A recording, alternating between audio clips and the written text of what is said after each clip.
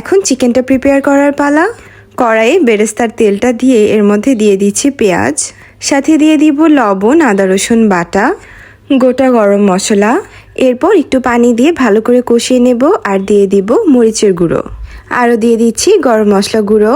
এখন মশলাটা ভালো করে কষানো হয়ে গেলে এতে দিয়ে দিব চিকেনগুলোকে মশলার সাথে ভালো করে কষিয়ে নেব। আমি কিন্তু চিকেনগুলোকে আগে ভেজে নেইনি। এখন চুলার আঁচটাকে মিডিয়াম রেখে আমি ঢাকনা দিয়ে দিচ্ছি। যখন দেখবেন মশলা থেকে তেল ছেড়ে দিয়েছে তখন আমরা ওই যে বাদাম আর বেরেস্তা পেস্ট করেছিলাম ওইটাকে পুরোটা দিয়ে দেব। এই পেস্টটা ইউজ করার সাথে সাথে দেখবেন এত সুন্দর একটা ফ্লেভার আসছে। এখন এই মশলাটাকে মাংসের সাথে ভালো করে মিশিয়ে আবার কিছুক্ষণের জন্য ঢেকে রাখবো।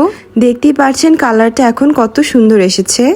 এখন চিকেনগুলো সিদ্ধ হয়ে আসলে চিকেনগুলোকে গ্রেভি থেকে আলাদা করে উঠিয়ে রাখবো আর গ্রেভিটাকে একটু জাল দিয়ে এভাবে ঘন করে নেব। আচ্ছা, এখন হলো মেন রান্নার পালা।